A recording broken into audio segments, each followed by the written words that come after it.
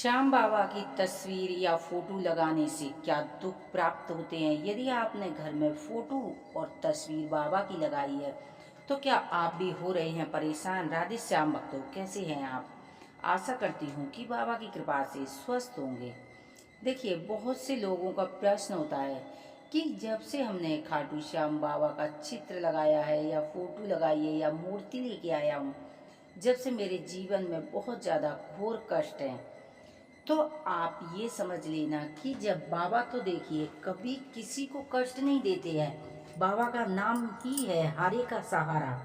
जब आप हार जाते हैं तो आप श्याम बाबा की तस्वीर या फोटो लगाते हैं, तो देखिए, इससे कोई कष्ट नहीं हो सकता है। बाबा का जब नाम ही हारे का सहारा, बाबा, जब मैं हार गया हूँ तो बाबा मेरी रक्षा करने आई।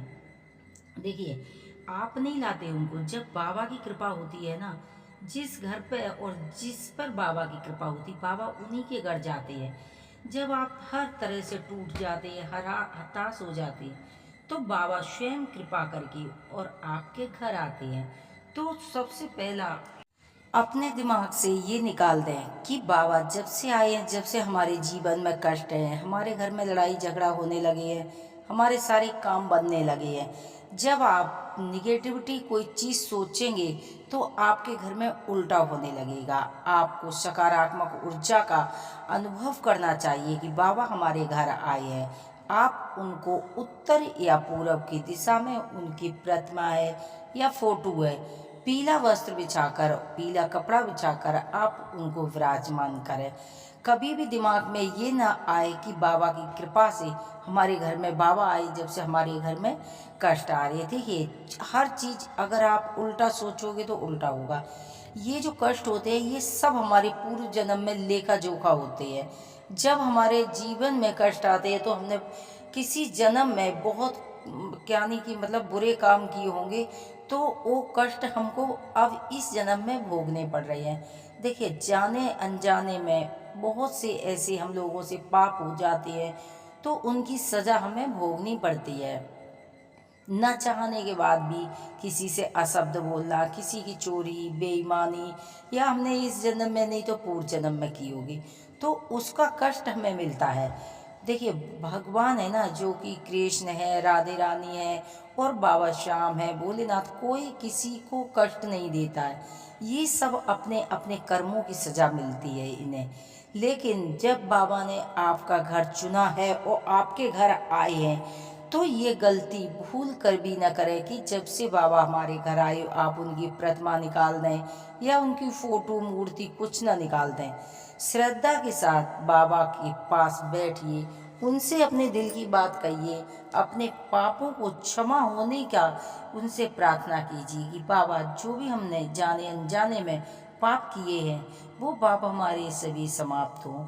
जब आपने हमें चुन ही लिया है, यानी कि जब आपकी कृपा हुई है, आप हमारे घर आए हैं, तो हे लतादार, मेरे सभी संकट दूर करो।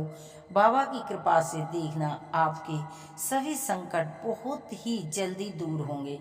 क्योंकि आप देखिए, ये जो एकादशी होती है, गुरुवार का दिन होता है, आप ये मत चुनिए, आप हर रोज बाबा की जोत जलाइए। एक चुटकी हल्दी डाल दे जोत में, आप भोग लगाएं, गुड़ का भोग लगा सकते हैं, लड्डुओं का भोग लगा सकते हैं, केले हो गए, सेब, फल फ्रूटों का भोग लगा सकते हैं, आप मेवा का भोग लगा सकते हैं, आप दूध का भोग लगा सकते हैं। बाबा का विधि पूर्वक पूजन कीजिए, बाबा के मंत्रों का जाप कीजिए, तो आप देखेंगे कि आपके संकट बहुत ही जल्दी समाप्त होने लगेंगे और बाबा की कृपा आपके ऊपर बरसने लगेगी। आप बाबा की दिल से पूजा कीजिए, श्रद्धा विश्वास के साथ पूजा कीजिए, बाबा को इत्र लगाइए, बाबा को गुलाब के पुष्प अर्पित कीजिए। जो बाबा की पसंद की चीज़ें वो बाबा को अर्पित कीजिए और बाबा की प्रतिमा के आगे अपने दिल की बात कहिए, बाबा की सुनिए।